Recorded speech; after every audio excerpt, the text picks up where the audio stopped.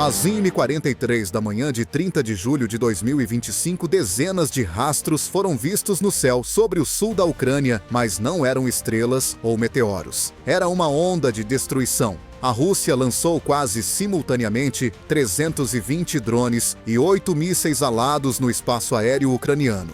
Qual era o seu objetivo? Não eram bases militares nem instalações de defesa. O seu alvo era Kursk, uma cidade que mal tinha começado a recuperar-se da guerra. De acordo com o último relatório de inteligência da Ucrânia, o ataque foi organizado a partir do sul e do leste, utilizando munições de barragem mísseis X-101, modernizados e drones kamikaze do tipo Lancet. A defesa aérea ucraniana abateu 61 alvos em 12 minutos. Mas 16 drones e 6 mísseis conseguiram passar, o que levou à destruição de um bairro inteiro. Uma escola, uma igreja, um hospital de campanha e um edifício residencial foram destruídos. Um incêndio deflagrou após um impacto direto numa tenda médica onde estavam crianças e voluntários. As pessoas morreram no fogo. Em apenas alguns minutos, 32 civis morreram e outros 14 ficaram gravemente queimados e feridos por estilhaços. Nenhum deles servia no exército. Eram apenas pessoas que se viram no centro de um ataque que não tinha outro objetivo além do medo. Sem esperar pelo equipamento, os socorristas cavaram os escombros com as mãos usando os ecrãs dos telemóveis. Naquela noite, o céu sobre Kursk ficou vermelho com as chamas e o sangue, e a cidade foi coberta por uma tempestade de metal guinchante. A Ucrânia entrou em luto. De acordo com o seu serviço de imprensa, após ouvir o relatório sobre as vítimas, o presidente Volodymyr Zelensky permaneceu em silêncio por cerca de 1 minuto, olhando para o chão, e depois disse apenas uma palavra: chega. No entanto, este ato agressivo não foi casual. Teve um significado simbólico. Foi uma mensagem gravada a fogo e metal. A guerra é a destruição da vontade para além da linha da frente. O ataque atingiu os membros mais leais da sociedade, as suas crianças, os seus médicos e as suas esperanças. Além disso, apesar de a Rússia ter declarado oficialmente que visava centros logísticos, é evidente que apenas civis morreram e não soldados. Foi uma escolha deliberada. Foi um aviso. Na altura, analistas ocidentais já avaliavam as consequências. Este ataque em Kursk não é tático, é psicológico, observou um especialista alemão em segurança numa entrevista à DW. A Rússia está a tentar demonstrar que nenhuma cidade está em perigo, mesmo que não esteja perto da linha da frente. O The Guardian chamou isso de estratégia implacável de terror. Condenamos o ataque a civis e continuaremos a apoiar a Ucrânia, tanto material como moralmente, afirmou o Departamento de Estado dos Estados Unidos.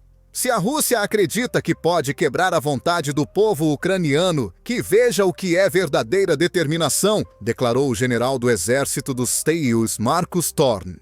A 31 de julho, o presidente do ZEUA, Donald Trump, que se encontrava na altura numa reunião do Conselho de Segurança Nacional, não fez qualquer declaração imediata sobre a escalada da situação.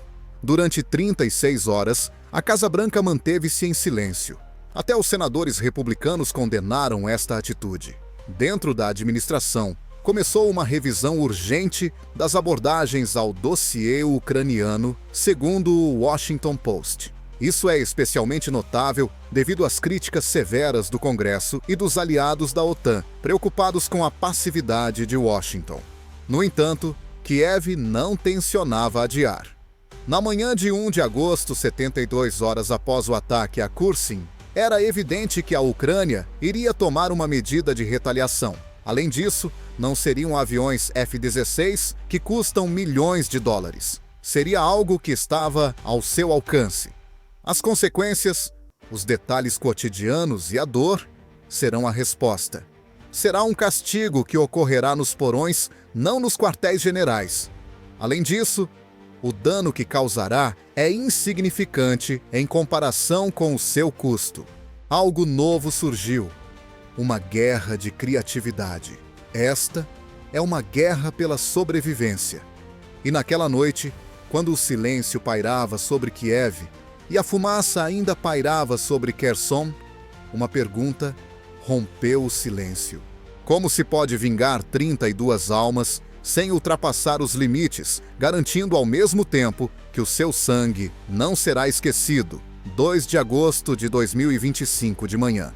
Embora as sirenes ainda não tivessem cessado em Kiev, a reunião já estava a decorrer num bunker subterrâneo sob o edifício do gabinete do presidente. Não havia conversas, apenas imagens de satélite coordenadas e silêncio. No centro, o presidente Zelensky, sentado, quebrou o silêncio, afirmando: "Eles consideram-nos fracos. Temos de mostrar o que é o desespero." A decisão foi tomada imediatamente. A Ucrânia não precisa de contar com a ajuda do Ocidente ou pedir mísseis de longo alcance. Esta é a vossa responsabilidade. Além disso, 270 drones caseiros já estavam reunidos em armazéns, oficinas e cozinhas por todo o país, feitos de drones, módulos GPS, câmaras de vídeo e explosivos de munições russas que não explodiram. Esses drones não tinham tecnologia furtiva nem velocidade supersônica. No entanto, eles permaneceram calmos e em grande número, e também tinham um alvo. Eles partiram para Sochi, um depósito estratégico de combustível perto do Parque Olímpico, de onde abasteciam a aviação e os veículos blindados na frente sul. Mais de 1,4 milhões de barris de querosene, de aviação e gasóleo. Apenas um ataque preciso pode mudar tudo. Não foi um ataque, foi um conceito, afirmaram os analistas do Bild. Centenas de ideias vencem quando não há milhares de milhões.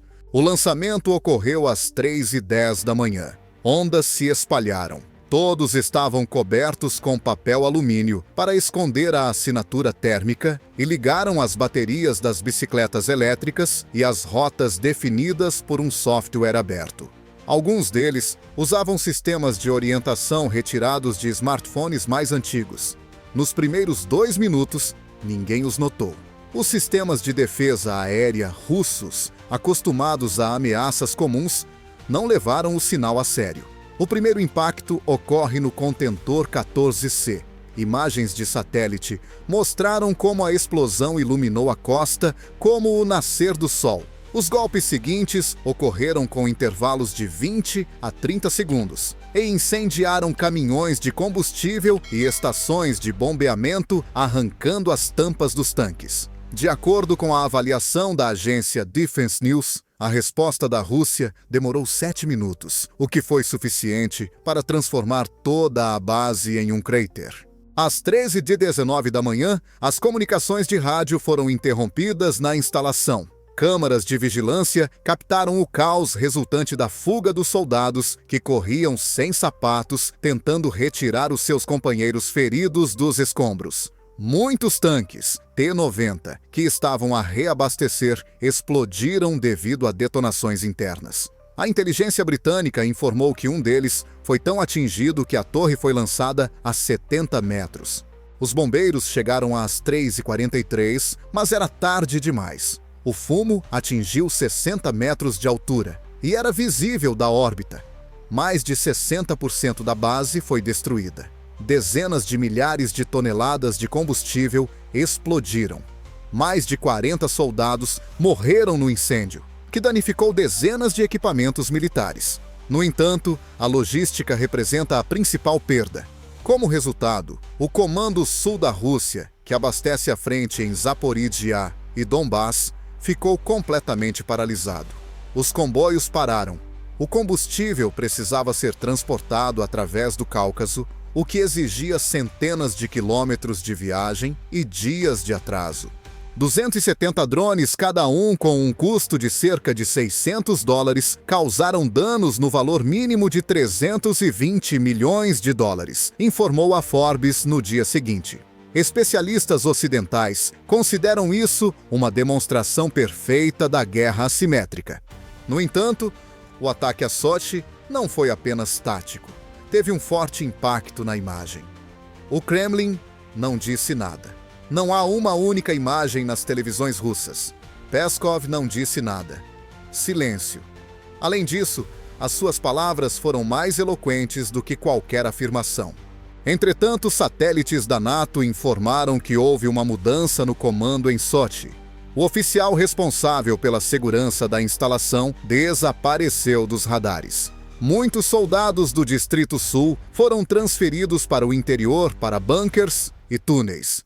De repente, a infraestrutura antes considerada inatingível tornou-se um alvo acessível.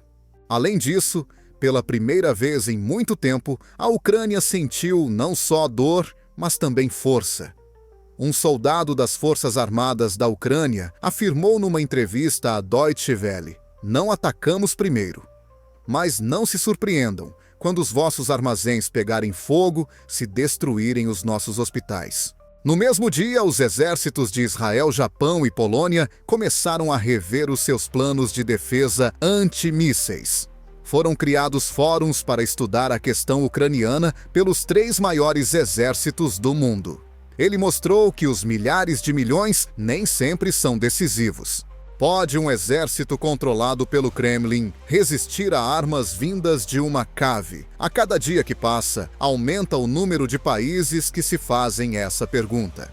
Às 4 da manhã de 3 de agosto, Sochi ainda está sob fogo, o que torna a cidade uma zona de desastre. Os bombeiros transferidos das áreas vizinhas não conseguiram controlar a parede de fogo atrás da qual se propagava uma detonação em cadeia.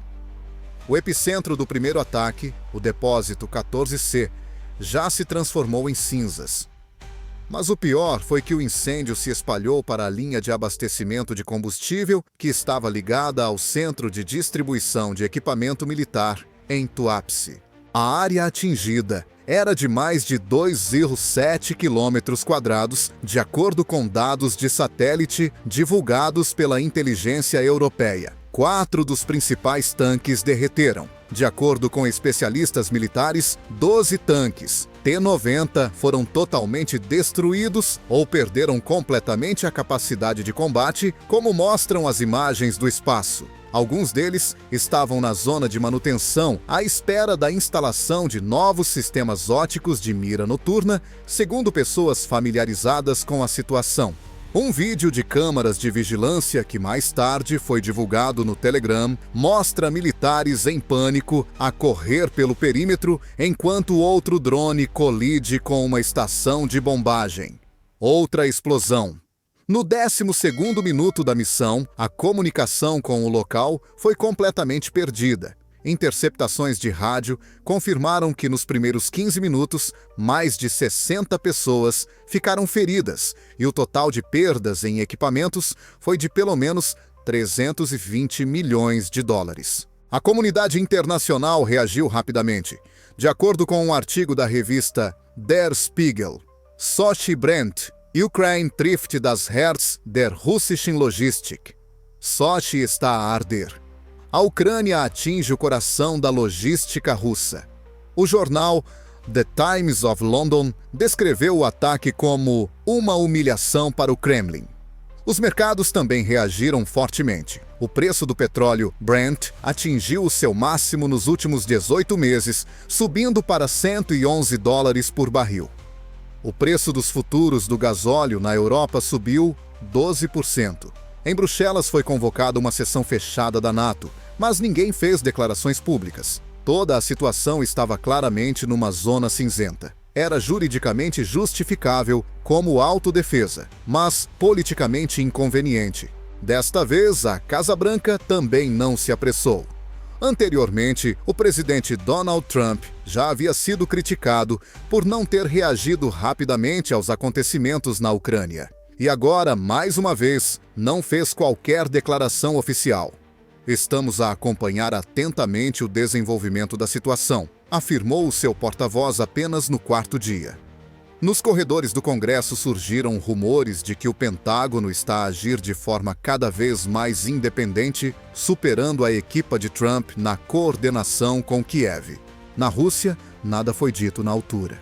Nenhuma fotografia ou reportagem do local dos acontecimentos foi mostrada pelos canais de televisão estatais. O Kremlin não respondeu aos pedidos dos jornalistas estrangeiros. No entanto, tornou-se evidente que a base de Sochi já não existia, como mostram as imagens de satélite dos satélites de reconhecimento americanos.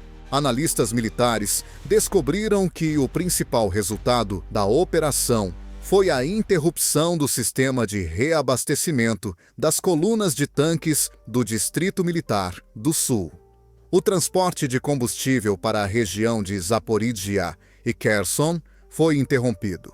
As cadeias logísticas duplicaram, uma vez que os comboios foram obrigados a alterar o itinerário. Alguns motores ficaram sem gasóleo durante 3 dias. Pela primeira vez em todo o conflito, o exército russo perdeu um importante centro nevrálgico, que era considerado indefeso. Testemunhamos uma nova realidade, afirmou o general Stephen Wanderson, representante do comando da NATO, numa conversa informal com jornalistas da Al Jazeera. A Ucrânia demonstrou que a existência de uma frota não tem importância numa guerra do século XXI. O importante é ter uma ideia. O comando russo considerou o ataque a Sochi mais do que um simples fracasso. Ele se tornou um símbolo. Sochi é um lugar onde se pode ver muita coisa. Cidade olímpica, resort importante, região política. Era uma zona fora do alcance. No entanto, essa ilusão desapareceu em apenas 7 minutos.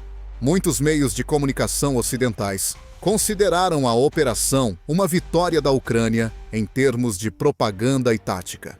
Foi um ataque não ao combustível, mas ao orgulho, afirmou um comentarista do Le Monde. No dia seguinte, a Duma discutiu a redistribuição de recursos para a defesa de instalações estratégicas no interior do país. Mas o Ministério das Finanças da Rússia condenou essa iniciativa, segundo a Reuters, porque em condições de déficit orçamental, devido às sanções ocidentais, despesas adicionais com a defesa interna podem levar ao colapso dos recursos já distribuídos. Em Kiev, o clima era outro. Nas ruas da cidade apareceram adesivos com a inscrição "Por Kherson, por Sochi". Uma foto com a legenda "Sabemos vingar-nos com elegância" foi divulgada por artistas informáticos e ativistas nas redes sociais. Num contexto de bombardeamentos constantes, estas imagens tornaram-se um ato de resistência moral. Numa conferência de imprensa em Bruxelas, o general norte-americano James Carlisle afirmou: "A Ucrânia não está apenas a fazer a guerra, ela inspira." Nesse momento, ficou claro que a guerra havia entrado numa nova fase, quando a força é medida em milímetros de fio e não em megatoneladas, numa situação em que um drone caseiro de $600 representa a principal ameaça e não um porta-aviões. Além disso, quando a fronteira entre a linha da frente e a retaguarda do código do piloto automático é uma simples linha. Existe algum lugar seguro na Rússia se uma base no Mar Negro pode ser destruída por um drone montado numa garagem? O Kremlin manteve-se em silêncio durante 48 horas após a explosão em Sochi.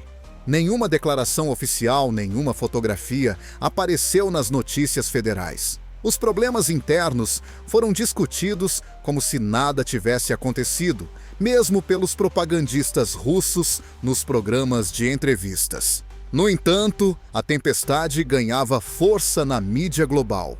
Na Alemanha, o jornal Frankfurter Allgemeine Zeitung publicou a manchete "Die Drohnen kommen und sie sind tödlich". Os drones estão a chegar e são mortais. No mesmo dia, o jornal britânico The Guardian publicou um artigo que dizia: "A Ucrânia está a reduzir a cinzas o mito russo da invencibilidade". No Japão e na Coreia do Sul, os canais de televisão estatais exibiram edições especiais dedicadas ao novo nível de improvisação militar ucraniana que pode servir de lição no caso de um conflito asiático. Nos Estados Unidos, apesar da aparente calma na Casa Branca, havia uma discussão acalorada nos bastidores. Os democratas no Senado exigiram o reforço imediato do apoio logístico a Kiev.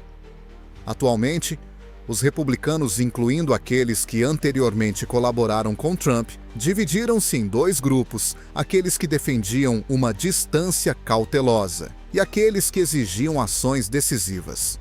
Fontes da CNN informaram que reuniões imediatas começaram no Conselho de Segurança Nacional, nas quais o Pentágono apresentou um relatório intitulado A Destruição da Inovação, a Besta Caseira da Ucrânia e o Olho Cego da OTAN.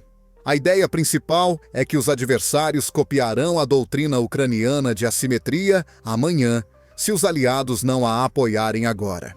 Entretanto, na manhã de 4 de agosto, as consequências econômicas começaram a aparecer. A queda das ações das empresas energéticas provocou reações nas bolsas de Londres, Frankfurt e Seul. Muitos países da UE rapidamente ativaram reservas estratégicas em resposta ao aumento dos preços do petróleo e às interrupções no fornecimento de combustível do sul da Rússia. Este golpe na logística da Rússia pode provocar uma nova onda de pressão inflacionária no mercado europeu, afirmaram analistas do ING Bank. No entanto, Pequim provocou a reação mais forte. Se tal ataque é possível contra um alvo em Sochi, será possível o mesmo em Shenzhen ou Xangai? Questionou a agência de notícias estatal Xinhua. Na operação ucraniana, os chineses viram não apenas astúcia militar, mas também um modelo para guerras futuras, nas quais qualquer potência tecnológica pode se tornar vulnerável a adversários pobres mas inteligentes. Entretanto, a Ucrânia deixou de usar a retórica defensiva tradicional. Não visamos civis, afirmou o Conselho de Segurança Nacional em Kiev, numa rara declaração dura. Queimaremos o combustível e o aço deles se a Rússia continuar a queimar as nossas escolas e hospitais. Numa conferência de imprensa com jornalistas britânicos, o porta-voz oficial das Forças Armadas Ucranianas chamou isso de desativação preventiva de um centro de agressão logística. É um detalhe pequeno, mas importante. A Reuters diz que a Rússia estava a transferir diesel desse armazém para o sul, para preparar um novo ataque na região de Tokmak no momento do ataque. Advogados internacionais começaram a discutir se tal ataque a uma instalação logística no território do país agressor é considerado um crime de guerra ou não. Se se trata de infraestrutura que serve para ações militares, a maioria dos especialistas concluiu que não. Assim, o direito legítimo da Ucrânia à autodefesa permanece válido. Apesar da ausência de confirmações oficiais, o Pentágono informou a fontes anônimas que a tática utilizada pela Ucrânia está totalmente em conformidade com os princípios modernos da defesa híbrida. Foi bonito, afirmou um general em conversa com a NBC. E terrível, no entanto, totalmente justificado. A revista Defense Edge de Israel considerou o ataque a Sochi a melhor demonstração de força sem mísseis balísticos. Até na Arábia Saudita foi publicado um relatório que afirmava: o modelo ucraniano cria uma nova filosofia de guerra perigosa para todas as monarquias do Golfo que baseiam a sua segurança em instalações caras. Este relatório foi publicado pelo Centro Analítico do Ministério da Defesa da Arábia Saudita. Finalmente, na noite de 4 de agosto, o ministro da Defesa Shoigu discursou numa reunião fechada na Duma estatal. Ele prometeu transferir reservas para as comunicações internas e reconheceu que a defesa de Sochi foi subestimada, de acordo com uma fuga de informação da VCHK-OGPU. No entanto, mesmo entre os deputados, surgiu uma discussão por que razão a defesa antiaérea permanece em silêncio, enquanto os drones ucranianos explodem instalações estratégicas a 600 quilômetros de distância. Canais internos no Telegram, como o Ribar, foram cautelosos, mas mesmo assim começaram a fazer perguntas incômodas como: onde estava a resposta? Por que volta o silêncio? A cada dia que passa, torna-se mais evidente que, apesar das declarações moderadas, o ataque a Sochi causou danos ainda maiores. Não só nos tanques, mas também na confiança do Kremlin na sua segurança. Onde está a profundidade da Rússia, de que se fala em todos os discursos na tribuna da Duma, se até Sochi está sob ameaça? O ataque a Sochi marcou o início de uma nova era. Não apenas na guerra entre a Ucrânia e a Rússia, mas na própria natureza da guerra.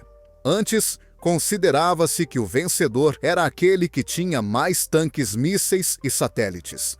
Depois de 2 de agosto de 2025, porém, ficou claro que o melhor fantasiador vencerá.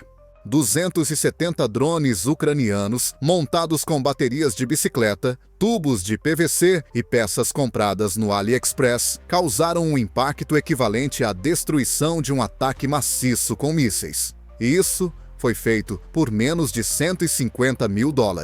Sem contar as perdas nas entregas, os atrasos da artilharia e a redução da velocidade das operações de ataque, a logística russa sofreu prejuízos no valor de mais de $320 milhões. Os especialistas militares chamaram este evento de a revolta das garagens contra as fábricas militares. Doron Katz, especialista em tecnologia de defesa de Israel, afirmou: a Ucrânia mudou o próprio princípio da guerra. Os satélites agora não têm importância. Hackers, engenheiros e crianças com impressoras 3D são decisivos. Nos fóruns das academias militares, as pessoas discutem como destruir um enxame de 200 drones que nem sequer são visíveis nos radares. Além disso, começou o pânico dentro da Rússia. O comando no sul recebeu ordens para dispersar rapidamente as bases de abastecimento e os armazéns. Rotas alternativas anteriormente consideradas ineficazes foram implementadas. A Universidade Financeira do Governo da Federação Russa prevê que a operação para esconder a logística pode levar de 7 a 10 dias e exigirá a suspensão temporária do fornecimento de munições para o sul. Como resultado, a frente pode ficar sem combustível, munições e apoio. Ao mesmo tempo, a Ucrânia ganhou confiança e controle.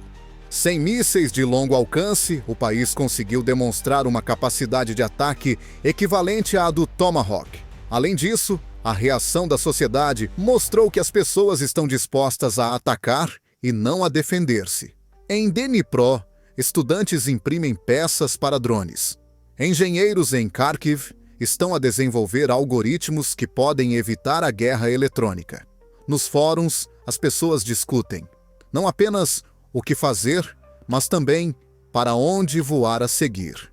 Não começamos esta guerra, afirmou o presidente Zelensky em um breve discurso. No entanto, nós determinaremos como ela terminará. Esta frase espalhou-se por todo o mundo. Apareceu no Instagram, Twitter e TikTok em poucas horas, tornando-se o slogan da era. Ao contrário de declarações anteriores, desta vez não houve nenhum pedido. Foi difícil. Os analistas militares do The Wall Street Journal enfatizam: a Ucrânia não está apenas a lutar. Está a moldar o pensamento militar do homem moderno. Além disso, no passado, Kiev recebeu treino do Pentágono e da NATO. Mas agora está a acontecer o contrário. Escolas de operações especiais nos Estados Unidos, Japão e Polônia estudaram a experiência ucraniana. A China também ficou preocupada. A Academia de Ciências Militares da NOAC realizou uma reunião de emergência para discutir a possibilidade de ataques semelhantes a alvos em Shanxi e Hebei, de acordo com o Taipei Times. Os serviços secretos do Irão utilizaram a experiência da Ucrânia para avaliar potenciais vulnerabilidades no sul do país. No entanto, a mudança de filosofia foi a principal alteração.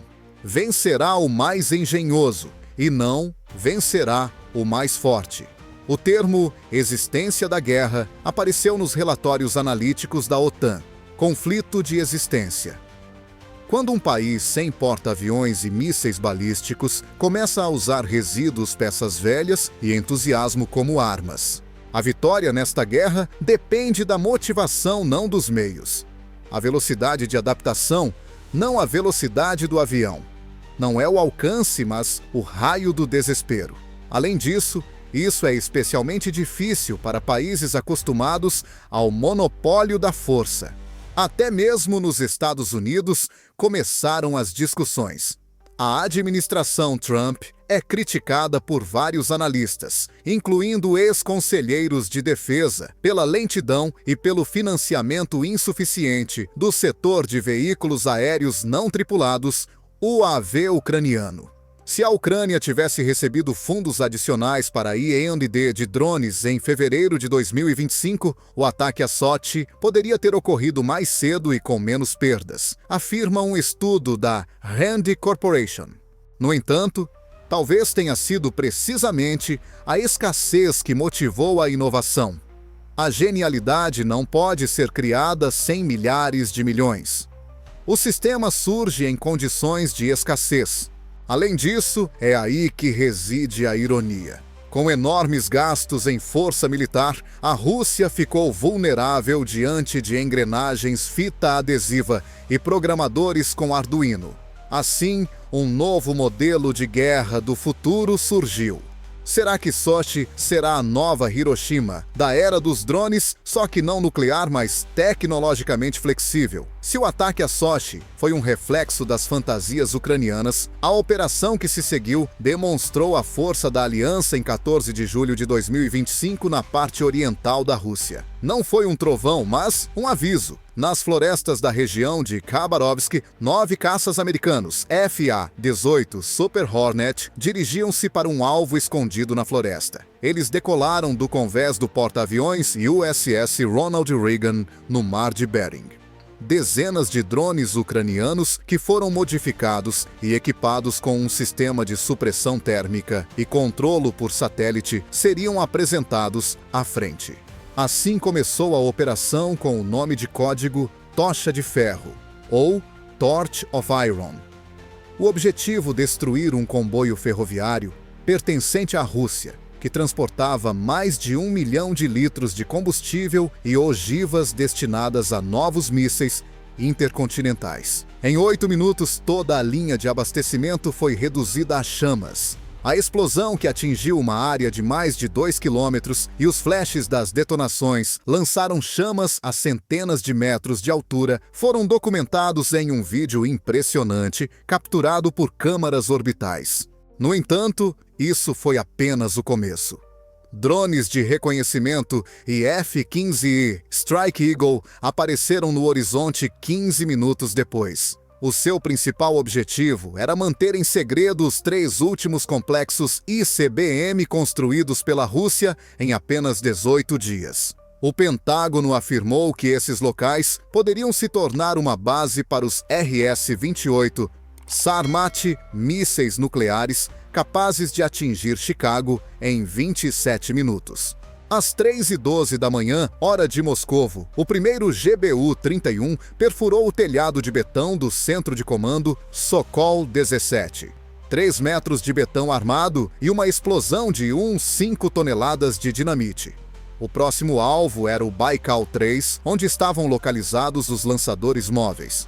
Em tempo real, drones ucranianos iluminavam o alvo. Após a explosão no depósito de cargas de combustível sólido, a onda de choque percorreu 90 quilômetros até Blagoveshchensk. O último alvo era a base de abastecimento e os quartéis Krylov 9. No momento do ataque, havia cerca de 200 soldados no local. Às 13h41, 3 bombas de alta precisão destruíram o quartel de 270 metros de comprimento. Como mostraram as fotos de satélite, o edifício ficou reduzido a um acordeão de papel. Os golpes foram tão precisos e rápidos que os sistemas de alerta precoce russos nem tiveram tempo de ser acionados. A operação durou 11 minutos. As tropas americanas e ucranianas não perderam nada. A Rússia perdeu 3 bases $1.000 milhões em infraestruturas. E o mais importante, a sensação de segurança. Analistas da Stratfor e da Defense News afirmam que a Operação Iron Torch foi a mais rápida e eficaz da história da OTAN, apesar de a aliança não a ter reconhecido oficialmente. Os Estados Unidos não esperam que a ameaça chegue às nossas costas, afirmou o porta-voz do Ministério da Defesa do ZMIS. Nós destruímos-la onde quer que ela apareça. Esta declaração foi ouvida em todo o mundo. Os gabinetes dos ministros da Defesa em Seul, Tóquio e Varsóvia analisaram as fotos das instalações destruídas na Rússia e se perguntaram se os EUA e a Ucrânia podem fazer isso em Khabarovsk, o que os impede de dar um golpe semelhante em outro lugar. Ao mesmo tempo, o caos reina em Moscovo. As linhas de comunicação foram interrompidas durante 8 minutos, e o sistema de monitorização e controlo da situação ficou fora de serviço. Não era claro se tratava do primeiro ataque ou do início de uma grande ofensiva. Os meios de comunicação social do governo anunciaram um incêndio local num armazém. Mas 2 horas depois, uma fuga de informação revelou que tudo tinha sido destruído e o perímetro não tinha sido mantido. Apesar da falta de confirmação da participação, a OTAN realizou uma sessão de emergência. Soube-se que drones de reconhecimento chineses foram avistados perto das bases atingidas. O jogo geopolítico tornou-se ainda mais perigoso. A Operação Iron Torch tornou-se um símbolo da verdadeira aliança com a Ucrânia. O comandante da Força Aérea e o ministro da Defesa da Ucrânia fizeram uma rara declaração conjunta. Os Estados Unidos acreditaram em nós quando outros duvidaram. Estamos a recuperar o nosso país com cada drone. Após 2 dias de silêncio, o presidente dos Estados Unidos, Donald Trump, falou no Salão Oval. Força, liderança e dedicação foram palavras familiares no seu discurso. No entanto, os críticos rapidamente notaram que ninguém mencionou a Ucrânia. Nem saudações, nem agradecimentos. Isso provocou a ira dos aliados. No ar da MSNBC, o senador Blake Miller afirmou: o presidente perdeu novamente uma oportunidade de liderança, mas o exército dos Estados Unidos demonstrou que sabe por quem luta. No mesmo dia, as fábricas de drones em Kiev começaram a funcionar 24 horas por dia. Fontes de alimentação, câmaras, GPS e até computadores portáteis antigos estavam a funcionar. Os engenheiros ucranianos construíram um novo exército. Uma frota que não precisa de porta-aviões. Uma frota que já provou a sua capacidade de vencer. Será que o trabalho conjunto de drones e caças a jato pode levar a um novo método de dissuasão